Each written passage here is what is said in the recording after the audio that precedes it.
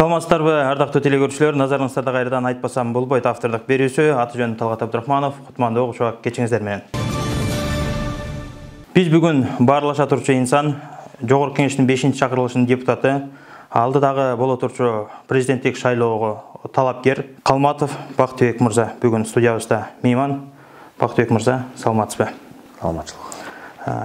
Бизге ушул атайын убакыт таап, жоктойбуздан убакыт ажыратканыңыз үчүн сизге терең ыраазычылык билдиребиз. Анан биздин көрсөтүүсүн өзү аты айтып тургандай, айтпасам болбойт деп аталат. Ушул бул берүүдө бардык нерсени ачык айтыш керек. Сиз ушуга даярсызбы? Өзүм негизи ачык айткан адаммын. Анда алгачкы суроом мындай болсун. Бактыбек Калматов деген 5-чакырылыштын депутаты экендигин билебиз. А депутат болгонго чейин ал ким эле? Кандай үй бүлөдө тарбияланды? Канча бир тууган?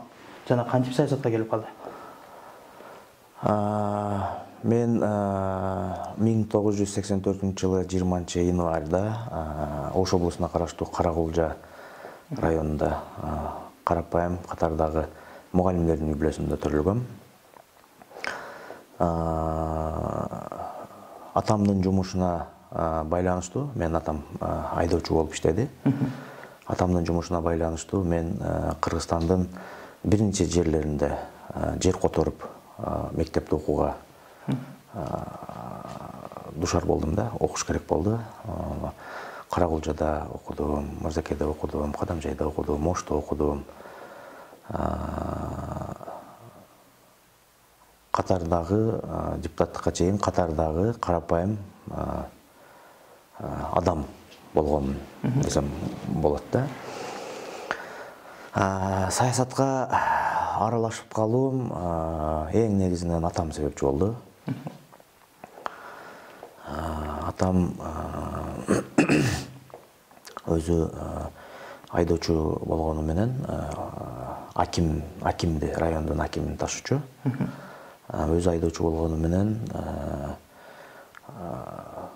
мындай жакшы адам тарбияласам деген мындай бир улуу максаттары болгон экен. Мен аны кийин билдим. Анткени ал мени жумуштан кийин ушундай чоң адамдар көп барган жерлерге, мындай саясатчылардын өмүр баянына, жасап өткөн эмгек жолуна көп шыктандырчу да. Анан мен кийин эле түшүндүм, мен мектеп окуучусу экениме карабастан ушул Жогорку Кеңештин жыйындарын, сессиясын телевизордон ушу түн бир убакка чейин болуп калса дагы мени ошо көрсөтчү да. Анан ошентип жүрүп ушу атамдын мындайча айтканда калуу тилеги же болбосо Аллахтан сураган дуасы кабыл болгон экен. Мен 26 жашымда, бул 26 жаштагы бала үчүн мындай болуп көрбөгөндөй чоң кызмат. 26 жашымда Жогорку Кеңештин 5-чакырылышынын депутаты болуп калдым. Канча бир туугансыз? Канчанчысы? Биз 4 бир тууганбыз. Мен үйдө эң улуусумун. 2 уул, 2 кызбыз. Менден кийин 2 карындашым, андан кийин бүгүн апамдын жанында иним бар. Сиз азыр өзүңүз жогоруда айттыңыз, жөнөкөй эле үй бүлөдөн тарбияланып, 26 жашымда Жогорку Кеңешке депутат болдум. Бул чоң сыноо болду деп атасыз да. Анан негизинен ошол сиз депутат болгон жылдардагы парламенттин деңгээли кандай артыкчылыгы жана кемчилиги болду? Сиздин баамыңызда. Негизинен бийлик бутактарынын бири болгон мыйзам чыгаруу бийлигин мындай жалгыз эле артыкчылык кемчилигин айткан туура эмес болуп калат. Бул мыйзам чыгаруу бийлик ошол эле учурда өкмөттү курайт. Бул өкмөттүн атасы деп да айтылат. Ошол учурда мамлекетте биз кандай баш мыйзам менен жашабасак дагы сөзсүз түрдө түз аракетке ээ болгон президент дагы бар. Анан адилеттүүлүктүн гаранты болгон сот бийлиги бар. Ушулар эри шаркак биринин аласа бересеси менен жалпы мындай көрсөткүч чыгат да. Мен бир эле мен депутат болгон чакырылышты эмес. Мен эгемендүүлүктү алгандан бери 30 жылдан бери ордубуздан жыла албай аткан кырдаалга көбүрөөк кейим. Биздин эгемендүүлүк кагаздын бетинде эле, чынында бизде нукура эгемендүүлүк жок. эгемендүүлүктүн негизги бир нече көрсөткүчү болсо, ошол көрсөткүчтөрдүн дагы бири дагы жок бизде. Мындайча айтканда, эгемендүүлүк Сиз каалаган көрсөткүчтөр кандай болуш керек эле? Мисалы үчүн эгемендүүлүктүн негизги түркүктөрү деп айтылат. Негизги түркүктөрү биринчи түркүгү бул экономикалык көз карандысыздык. Эгерде биздин мамлекеттин бүгүнкү күндө 5 миллиарддан ашык доллар карызы бар экенин эске алсак, пандемия учурунда темселеп көрүнгөндөн акча сурап көрүнгөн чоң мамлекеттин көзүн карап жашап калганыбызды эске алсак, учурдагы мамлекеттин ичинде жүрүп жаткан экономикалык, социалдык кризисти эске ала турган болсок, демек бизде эгемендүүлүктүн ошол эң негизги көрсөткүчү делген экономикалык көз карандысыздык жокко эсе да. Эгер эгемендүүлүктөгү ошол көрсөткүчтүн экинчиси делген бул отун энергетикага болгон көз карандысыздык. Бул эмнени түшүндүрөт да? Отун энергетика дегенде биз жөн эле бир жыгачты же көмүрдү элестетпешибиз керек да. Отун энергетикага болгон көз карандысыздык дегенде биз күйүүчү майды эң ириде ГСМ деп коет. Кыргызстан жылына 1 миллиард долларга чейин сырттан ташып келип ушул күйүүчү майды жаккан учурлары болду да. Азыр бир 750 миллиондой доллар коротуп атат жылына. Ошол эле учурда бүгүн биз тамак аш бышырып жеп аткан отундун түрү газ. Бул дагы кыргыздардыкы эмес. Буну биз 2013 жылы Газпромго сатып жибергенбиз. Мен Аллахка чексиз ыраазычылык билдирем. Ошол мен 26-27 жашта экениме карабастан, ушул кыргыз газды сатса болбойт экени, бул мамлекеттин эгемендүүлүгүнө чоң сокку урат экенин түшүнүп, мен ошол маселеге каршы добуш бергениме бүгүн мен чексиз ыраазымын да. Тилекке каршы 14 эле депутат сатылбасын дедик. Калган 120-нын бардыгы сатылсын деп добуш берип, кыргыз газ сатылып кетти да. Бүгүн ушул отундун түрү болгон газ дагы кыргыздыкы менчик эмес да. Мындайча айтканда, газың өзүңкү болбосо, күйүүчү май өзүңдүкү болбосо, бул деген азыр газ өчүп калса, Ош менен Бишкек айыл болуп калат деген сөз да. Эгерде биз күйүүчү май алып келе албай калсак, ГСМ алып келе албай калсак, бензин, солярка алып келе албай калган болсок, бул дыйкандардын эгини эгилбей калат.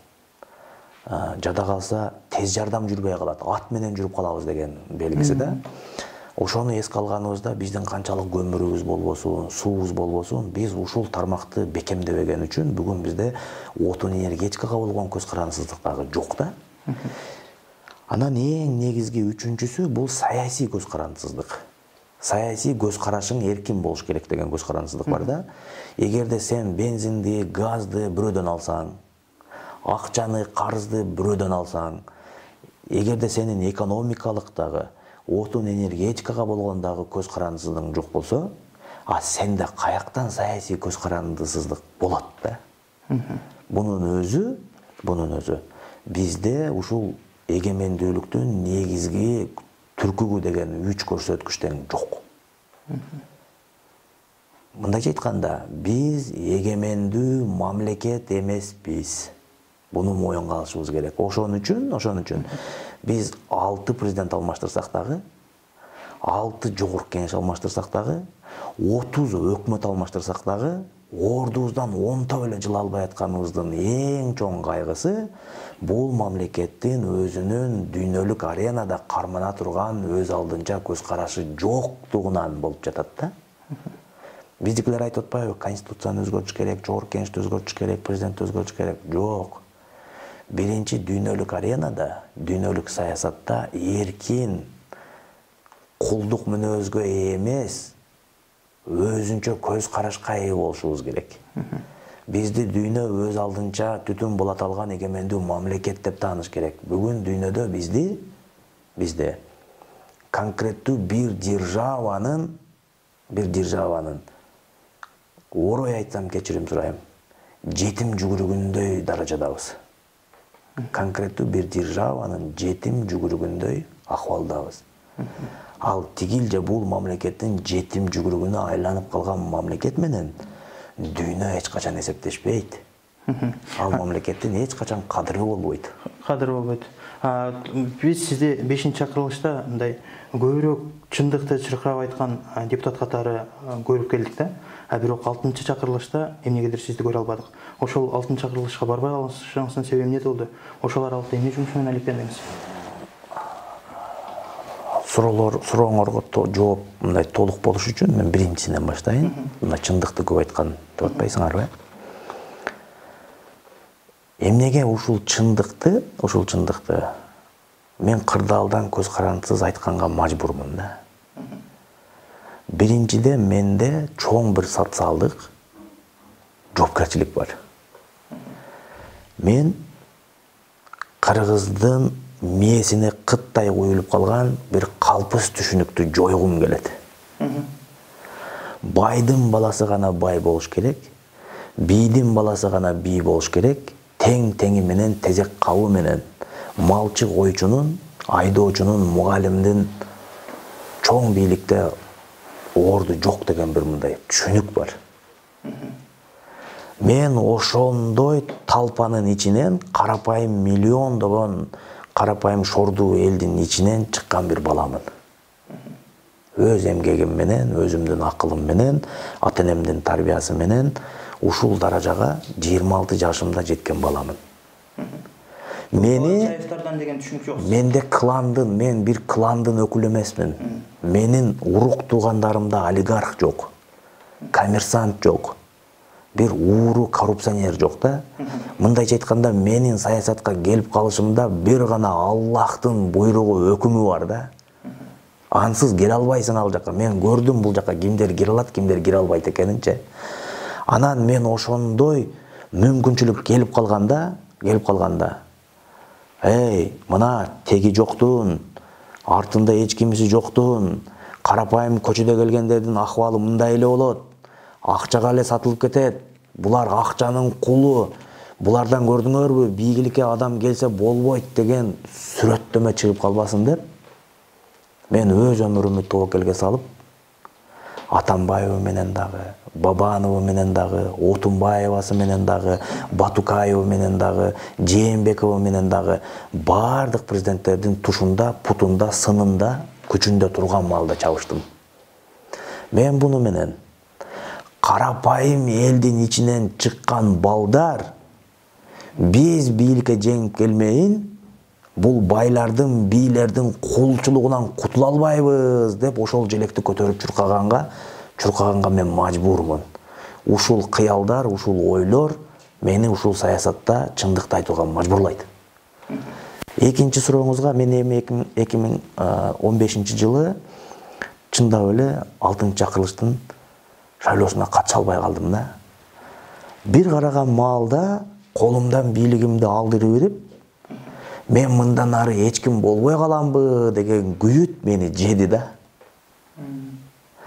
Бирок жылдар өткөн сайын мен күндө Аллахка ыраазычылык айта баштадым да. Ушундай чимкириктерге мени кошуп койгон жоксуң. Аллахым мени таза боюнча сактап калдың депчи.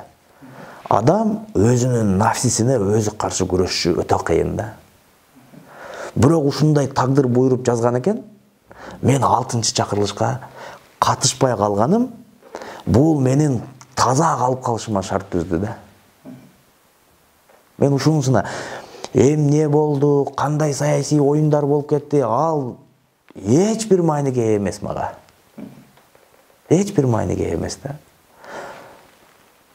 Ошол учурда Текебаевтар менен биз эки жолго түшүп калышыбызга мажбур болдук.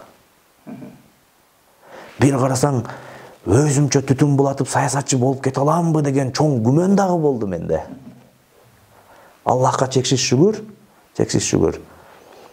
Сөзүмдү өтүмдү, жүзүмдү сүкүмдү кылды. Мен эл менен калып калдым. Мен буга өмүр бою ыраазымын да. Эмне жумуш менен алектендиңиз ошол жылда?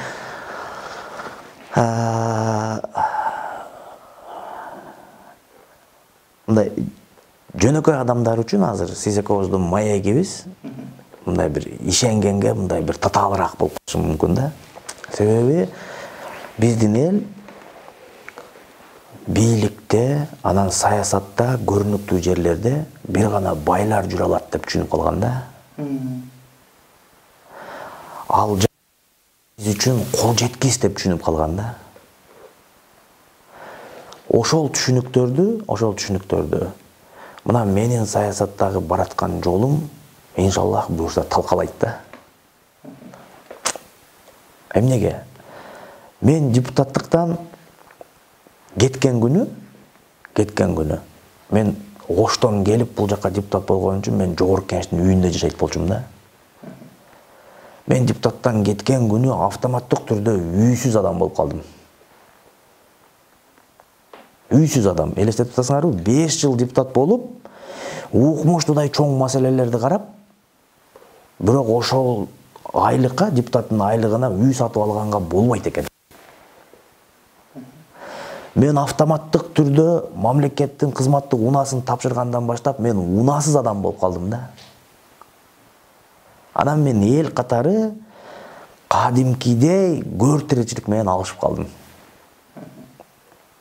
Ушу 5 жылдын арагында мүмкүнчүлүк болду. Менде тандоо туруп калды. Сен ушул карапайым элдин атынан келип туруп, эл айтып аткан, зар какшап аткан чындыкты айта аласыңбы? Же өзүңдүн көр тиричилигиңди ойлоп, өзүңдүн үй жайыңды ойлоп сатылып кетесиң деген. Мен буну саясаттагы курмандыгым деп эсептейм. Мени менен тең эле, мендей эле акыбалда келген адамдар бүгүн миллионер болуп калды. Олигарх болуп калды. Бир эле кумтөрдүн маселеси көп адамдардын тагдырын майкөл сүткөл кылып койду. А мен үстүмдө үйүм жок, машинам жок болсо дагы, мен ушул карапайым мага окшогон балдардын үмүт өчпөсүн деп, үмүттүн шамы өчпөсүн деп, мен ошол уурлукка бара албай койдум да. Мен ушул адамда, адам баласында, мен ушул президенттик шайлоого кетип атып, ушундай бир чоң өксүк деп койсом да болот да. Өксүк менен бүгүн мен мындай бетме-бет туруп көрүшүп атам да. Адамдын бай эмес экени, адамдын чөнтөгүнүн жукалыгы, адамдын кемчилиги болуп калат десе ишенбепмин.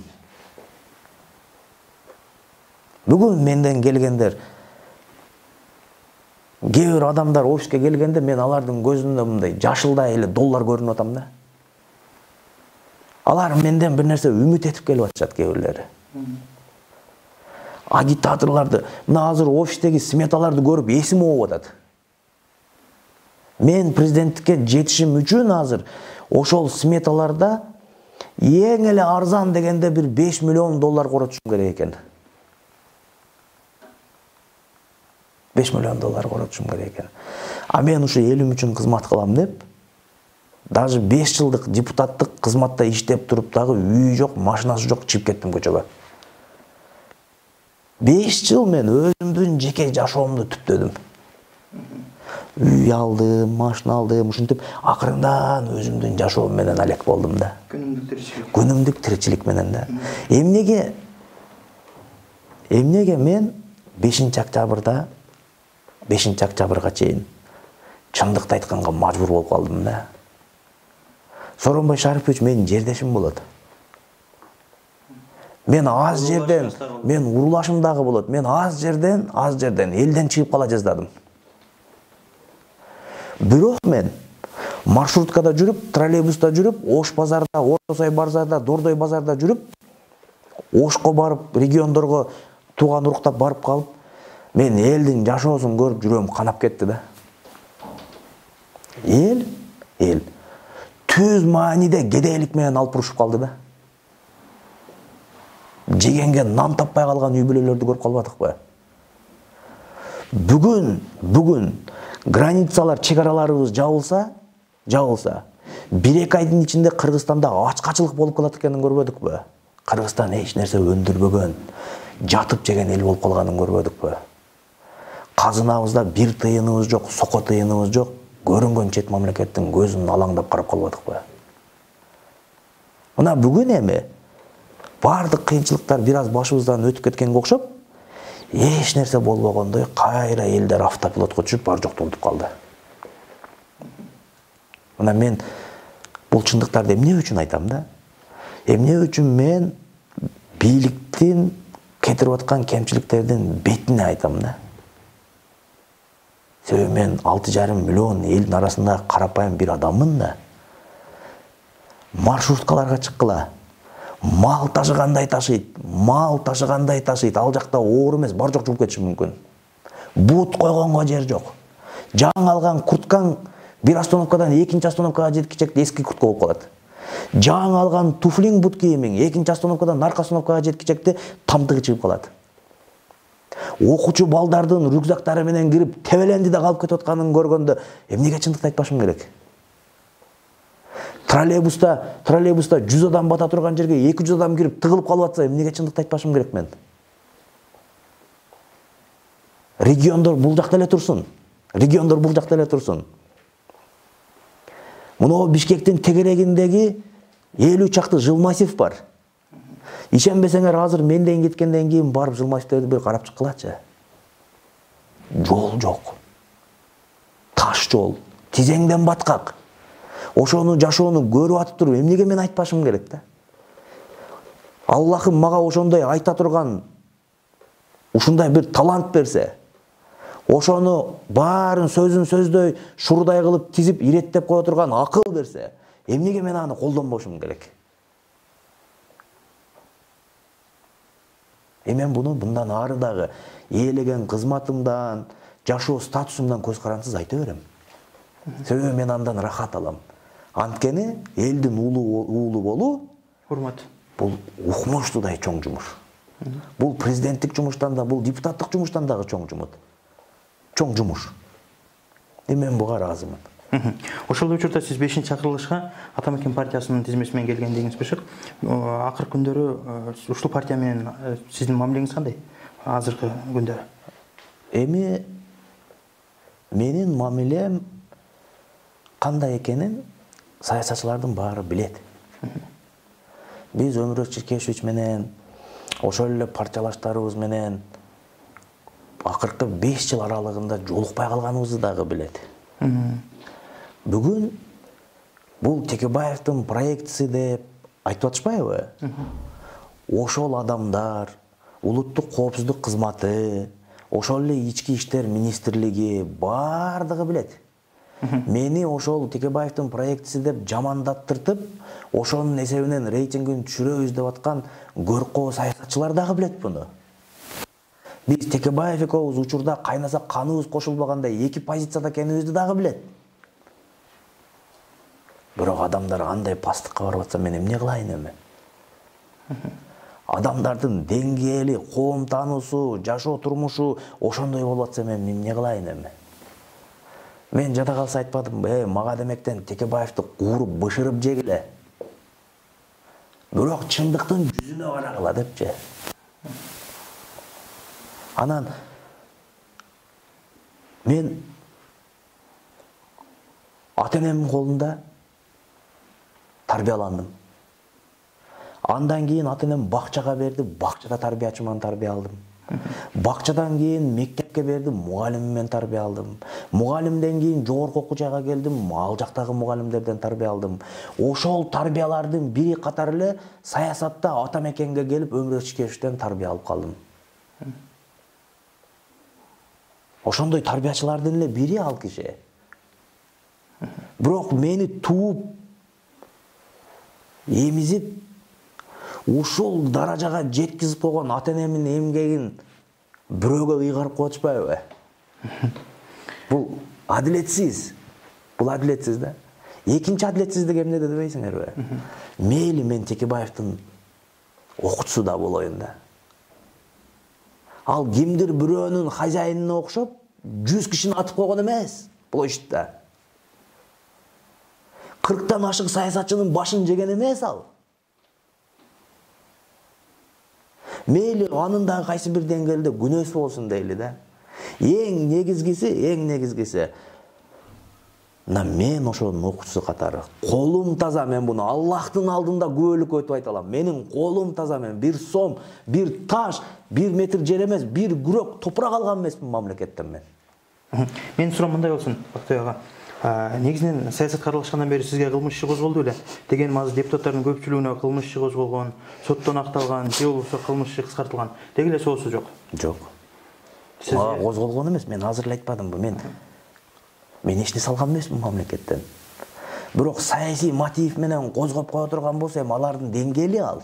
ошол саясий өңүттөн да козголду. Эч нерсе козголгон эмес. Менин үстүмдө кылмыш иши жок. Кандай дейсиз, ушул Батукаевдин иши боюнча биринчилерден болуп айтып чыккан киши сизсиз. Анан ушул иш боюнча мындай жыйынтыктуу чечим качан чыгат деп ойлойсуз, саясатчы катары? Чыкпайт. Жоопкерчиликке эч ким тартпайт демек. Тартпайт эч ким. Эмнеге? Мени көбү ошо Батукаевди эле айта бересиң дейт да. Батукаевди эле айта бересиң, эми бир зектен башка сөзүң жокпу дейт да. Батукаев бул жөн эле фамилия. Фамилия да. Бул Батукаевдин Кыргызстандан түрмөсүнөн чыгып чет мамлекетке учуп кетиши бул ошол учурдагы коррупциянын болуп көрбөгөндөй чоң деңгээлге жеткенинин белгиси болгон. Батукаевди бир эле Атамбаев эмес, 28 адам биригип алып чыгарган. Бул жөнөкөй кылмыш эмес, бул уюшулган топтор жасаган кылмыш. Бул ОПГнын кылмышы. Ал адамдар коррупция менен эмес, алар уюшулган кылмыштуу топтун жазасы менен өмүр бою эркинен ажыратылыш керек 28 адам. Ал адамдар автоматтык түрдө люстрацияга туш болуш керек. Эмнеге? Эмнеге? Анткени биз дүйнөдө революциялардын саны менен, анан ушул Батукаевдин иши менен дүйнөгө шерменде болдук. Дүйнөдө түрмөдөн чыгып кеткендиги үчүн, мыйзамдагы уурунун түрмөдөн бошотулушу үчүн бир да мамлекетте президент, экс-президент түрмөгө отургузулган эмес. Бир дагы экс-прокурор түрмөгө отургузулган эмес. А бизде отуруп калышпадыбы? Азиз Батукаев ушул биздин 28 чыккынчынын, мен буларды чыккынчы деп айтам, ушул саткындардын айынан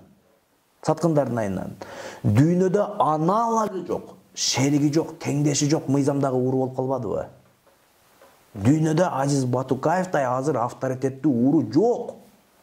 Себеби Азиз Батукаевге окшоп 28 мамлекеттин эң чоң бийлигин бириктирип, ошонун баарын сатып алып туруп чыгып кетип калган андай вор жок дүйнөдө.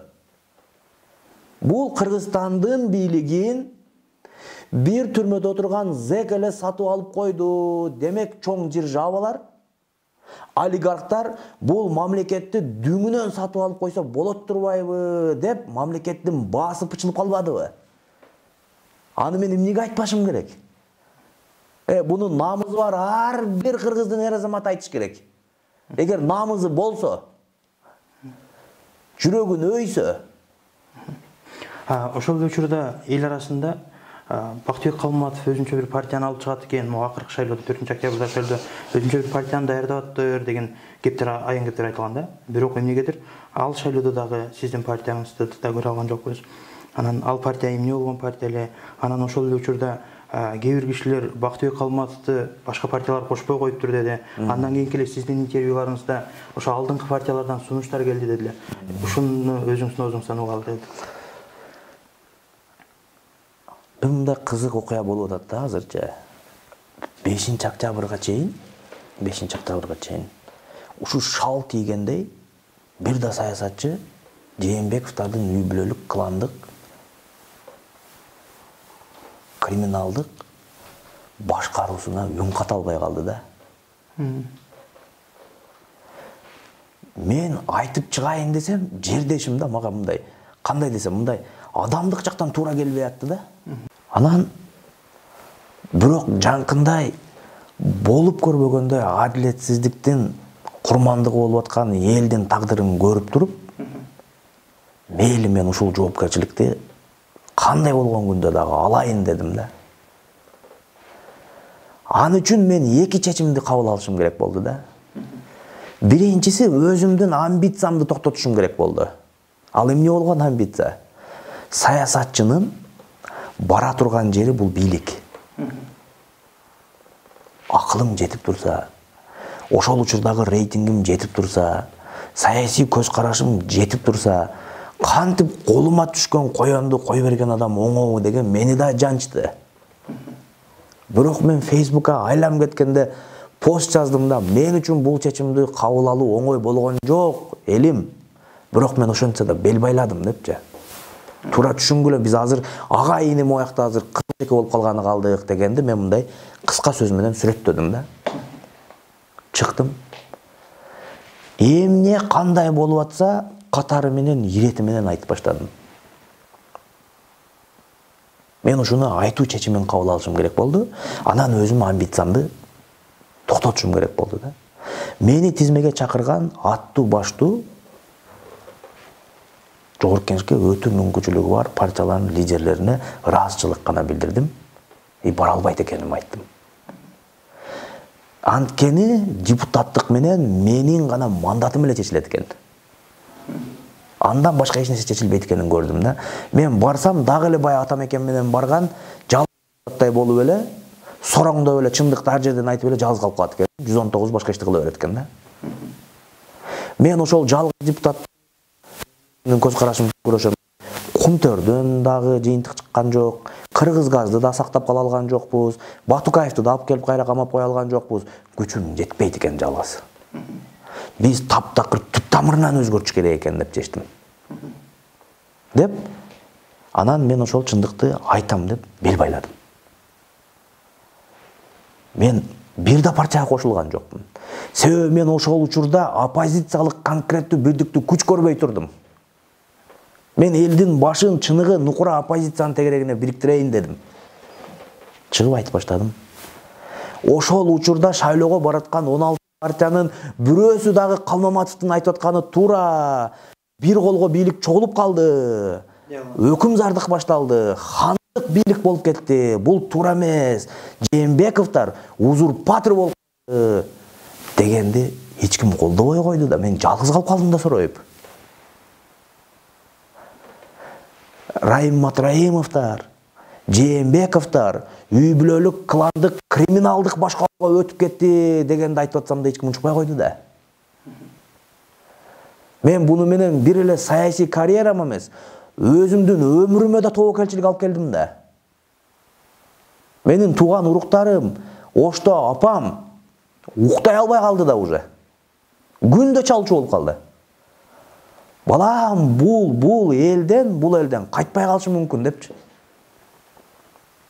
Сен азыр мындай максималист жаштыкка алындырып коюп атасың. Жөн эле азыр башың кылычка сунуп кетет деп. А мен кайткан жокмун. Себеби айтам деп мен мындай ичимен уже чечим чыгарып алганмын да. А 5-октябрдан кийин укмуштуудай бизде саясатчылар көп турбайбы? Мен аны эми көрүтпаймынбы? Кече эле Жээнбековдун бир кылган кыйшык ишин айта албай аткандар,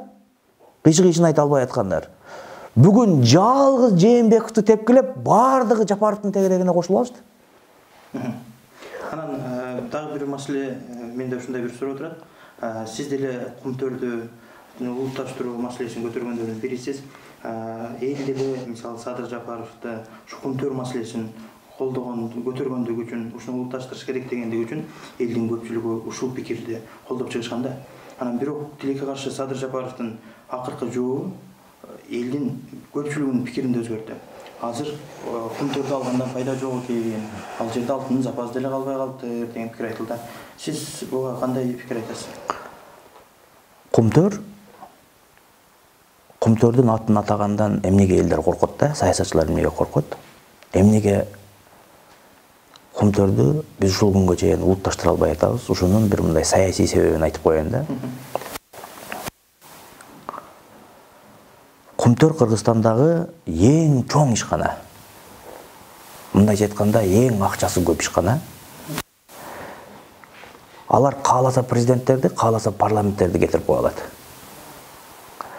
Эгер менин сөзүм курук болбош үчүн ушул Кумтөр президенттердин түбүнө жетип атканы, Кумтөр парламенттердин таркап кетишине алып келип атканына далилдер бар.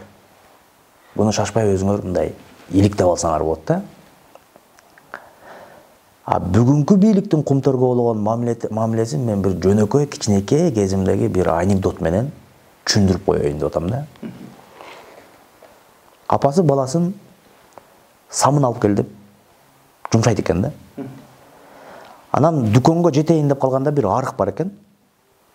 Баласын унутуп калбайын, самын деп кетип аткан да дүкөнгөчү. Анан арыктан аттаганда оппа дептир да. Деп эле анан арыктан аттаган боюнча дүкөнгө чейин оппа деп барып, анан самынды унутуп калыптыр дагы дүкөнгө кирип оппа берип коесузбу дептир да. Бул ооба бизге күлкү да.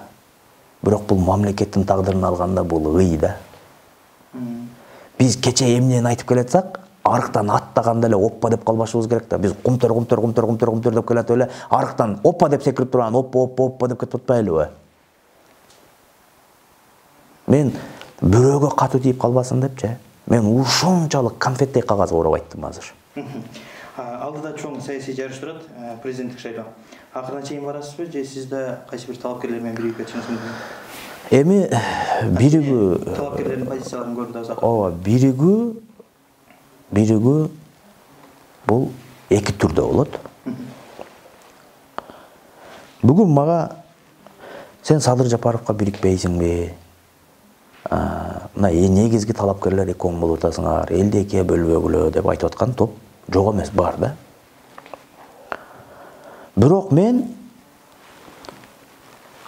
үстүмөн козголгон 11 кылмыш иши бар экен, камалып кетпейин деп мен кулуарына көшөгөнүн арты менен барып биригип ала турган саясатчы эмесмин. Мен учурунда бир имаратты 49 жылга мыйзамсыз алып койгон элем, ошонун билинип калбасын деп барып чайлашып биригип ала турган саясатчы эмесмин. Эгер мен Садыр Жапаров менен бириге турган оюм болсо, ал мен анын программасын уккандан кийин, ал менин программам уккандан кийин, көз караштар 6,5 миллион элге ачыкталгандан кийин бириге турган жери болсо мен бириккенге даярмын. Бирок тилекке каршы мен бүгүн ушул шайлоого кетип аткан кандидаттардын эмне программасы бар экенин, кандай көз карашы бар экенин мен билбейм. Эгер булардын чындап эле көз карашы болгондо, эгерде булардын чындап эле саясий мүнөзү болгондо, мен аны 5-октябрга чейинки парламенттин шайлоосунан көрмөкмүн да. Мен ушул эле партиялардын лидерлери бүгүн президенттик шайлоого кетип атпайбы? Биз кече жарабайт деген адамдар, биз булардын баары жарабайт деп революция кылып туруп куу берген адамдар бүгүн кайра эле жарайт деп шайлоого кетип атса, акчасынын менен эл ээрчип кетип атпайбы кайра эле? Элдин эс тутуму да кыска болуп калганы мени өкүндүрөт. Ушул өлкөнү көргөндө үч ара пикир айтылды да. Айрымдар парламенттик башкарууну колдошо, кээдилер жок, бизге парламенттик башкаруу болбойт экен, күчтүү президенттик башкаруу керек экен дейт. Кээдилери жок. Мажоритардык башкаруу системасы бизге оң деп атат. Сиз ушул кайсыл тобуна киресиз? Мен эки тобуна тең кирбейм. Мен өзүм альтернативалык топко кирем деп эсептейм да. Эмнеге? Эгер азыр срочно деп коелу, мына жалпак тил менен айтканда срочно тез аранын ичинде бир нерсени өзгөртүш керек болуп аткан болсо, силер мага ишенбесеңер дагы Аллахтын айткан сөзүнө ишенгиле. Конституцияны эмес, ниетти өзгөртүшүбүз керек. Аллах айтып атат: өзүңөр өзгөрмөйүн, эч нерсе өзгөрбөйт деп. Мен эмнени айтайын деп атам Аллахтын сөзү мененчи? Өзүбүз уурдасак, өзүбүз тоносок, өзүбүз коррупционер болсок, өзүбүз элди сыздатсак, өзүбүз оңго бөлүнүп алып элдин башын айлантсак, эмнеге тек жете турган конституция күнөөлүү болуп калыш керек? Эми биз бунтип бара берсек жакында, бара берсекчи, эмнеге биз толук түрдө исламдаша албай калдык? Болбоду ушуга Кур'ан-ы Карим күнөөлүү дегенге кетип аткандай эле болуп атпайбы? Эгер Бизге бүгүн китеп керек болуп атса, туура жашоонун китеби керек болуп атса, 4 киши жазып койгон конституцияга эмес, Аллахтан түшкөн Куранга эле таянайлы анда. Адам баласынын маңызын түзгөн адилеттүүлүк ошол жакта турбайбы? Конституцияң адилетсиз. Конституцияңда бийлик бөлүштүрүү, башка эч нерсе жок. Эгерде бүгүн биз срочно дагы бир нерседен жумуш башташ керек болуп атса, демек ал да конституция эмес. Ал люстрация. Мамлекетти ушул акыбалга алып келген, мамлекетке кыянаттык кылган, оор кылмыш беренелер менен соттолгон, үзөңгү куушту саткан, каркыраны саткан, кыргыз газды саткан, кыргыздын мөңгүлөрүн саткан, ушулардын сатылышына добуш бергендер жана коррупция беренеси менен соттолуп, соттун өкүмү чыккандар автоматтык түрдө люстрацияга туш болуш керек. Урук тууганына чейин эч качан мамлекеттик кызматтарга жолобош керек. А буга конституция эч кандай тоскоолдук кылбайт. Уйдун забору неге тоскоолдук кылды? Мен билбейм, Уйдун забору эмнеге тоскоолдук кылды.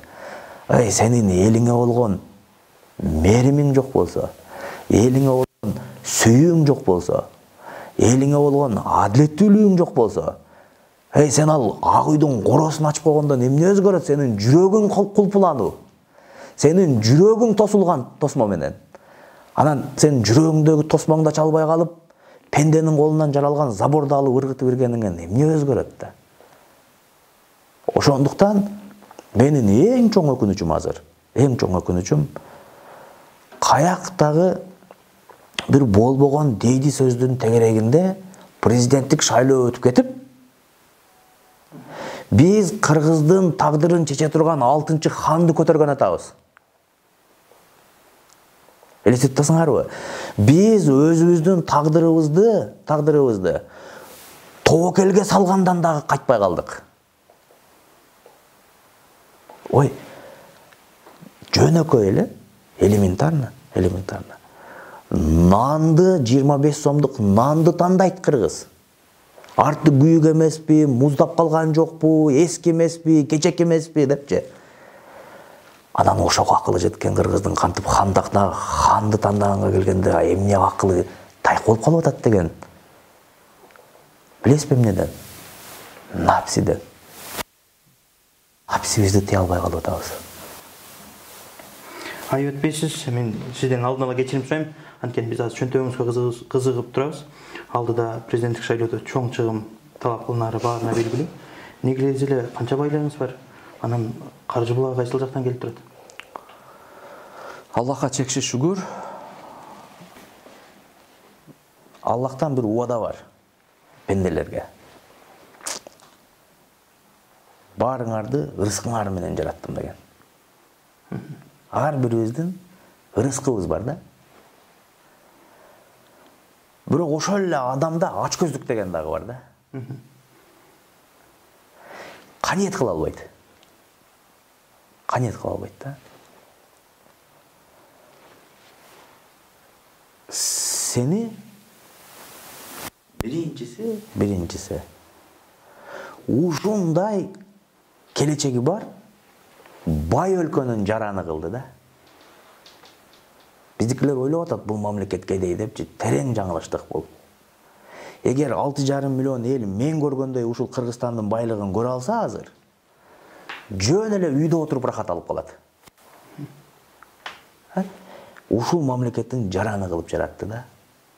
Бул байлык эмеспи? Ушул мамлекеттин ичинен сени мусулман кылып жаратты да. Бул байлык эмеспи? Ушул мамлекеттин ичинде сени колу таза кылып жаратты. Кийимиңди бүтүн, курсагыңды ток кылып жаратты. Бул байлык эмеспи?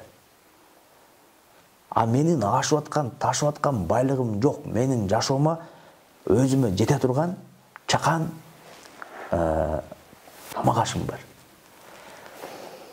Мен ошо кыргыз элиме ушул жерден бир кайрылгым келет да. Мен байлык параз адам эмесмин. Эгер мен байлык параз болсом, мен Кыргызга сатылсын деп, Азиз Батукаев чыкпасын деп, Атамбаев шылдың болду, шерменде болду деп, Жээнбековдор ит болду, мамлекетти бүт кландык башкарууга алып кирип кетти деп, Бабанов аталып алды, банк алып алды деп, мен алар менен чабышмак эмесмин. Мен алар менен менин коллегаларым эсептешкенде эсептешип кетип бутума туруп кетмекмин. Мен бийлик параз адам эмесмин. Эгер мен бийлик параз болсом, Каракулжалык акем президент болуп турганда, мен каалаган жерге иштегенге мүмкүнчүлүгүм бар болчу. Жада калса, бүгүн Садыр Нуркожоевич менен мамлекеттин тең жарымын бөлүп башкарганга менде мүмкүнчүлүк бар болчу. Мен байлык параз, бийлик параз, мен байлыктан, бийликтен рахат албаган адаммын. Мен өзүмдү бул жашоодо адилеттүүлүктү орното турган миссионермин деп билем өзүмдү. Мен саясатчымын деп да билбейм өзүмдү. Менин миссиям адилеттүүлүк болуш керек. Акыркы суроо болсун, сөзсүз айтыш керек болгон эмне ойлоруңуз калды? Эркин микрофон. Анткени көрсөтөбүз, айтпасам болбойт деп аталат. Бизде сөз эркиндиги деген бир мындай чоң талкуудагы тема бар да.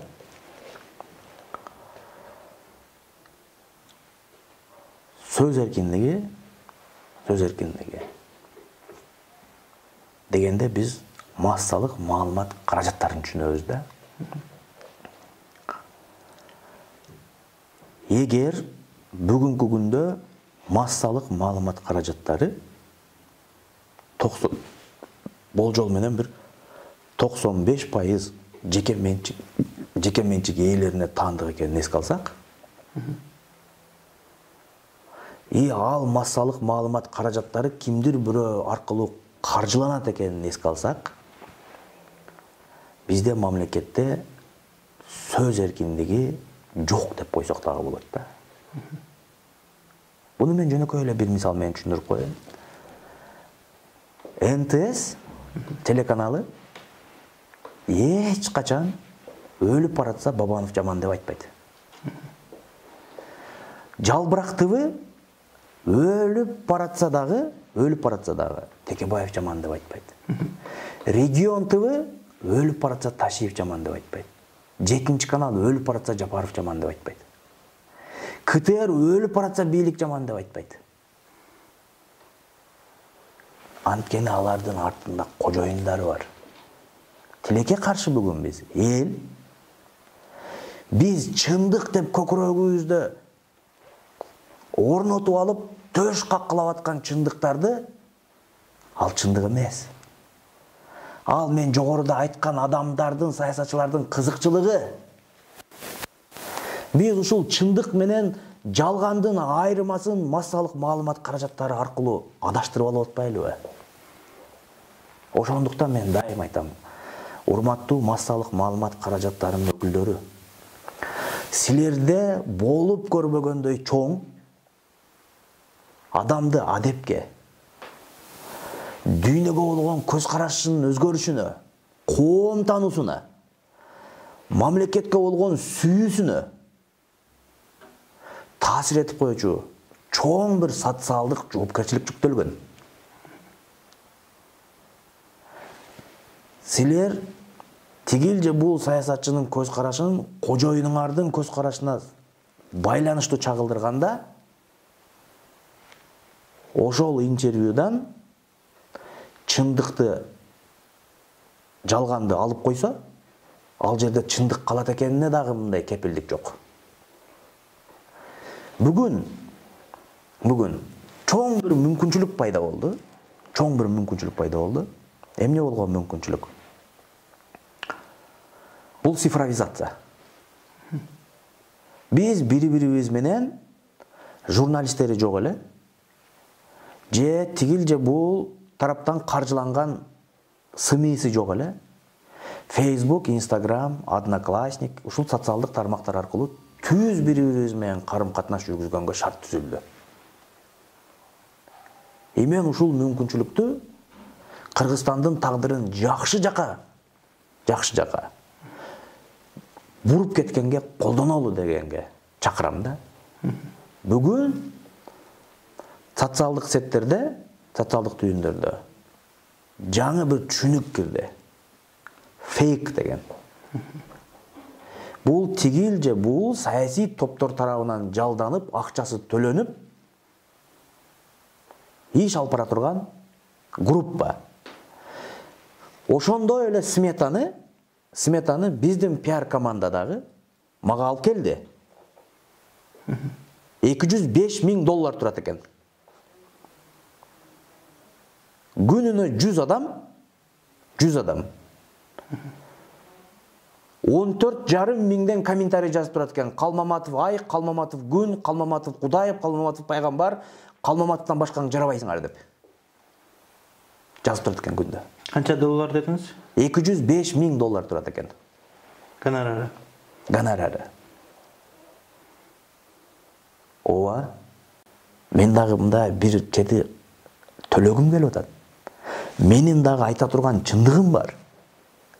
Эгер мен ошондой азыр $205,000 болсо, мен элдин эсин аударып кое турган чындыктарды айткым келип атат. Бүтүндөй биздин тагдырыбыздын кантип талкаланып атканын түшүндүрүп бергим келип атат. Бирок менде жок андай акча. Эгер элим угам десе, биз бир шотту берели, салсын ошол жака. Биз төлөп туруп элге угузалы анда. Мен бул жолго улут эмес, уру эмес, кокту колот эмес. Бүтүндөй улут биригип, улуттук аракет жасайлы, улуттук ашар жасайлы. Жабыла көтөргөн жүк жеңил болот. Өзүбүздүн тагдырыбызды өзүбүз чечели деп чыктым. Ардактуу телекөрүүчүлөр, сиздер 5-чакырылыштын депутаты, алдыдагы боло турчу шайлоодо талапкер Бактыбек Калматов менен болгон маегибизди көрдүңүздөр. Бактыбекга сизге дагы бир жолу терең ыраазычылык билдиребиз. Кийинки берүүлөрдө жолугушканча аман туруңуздар.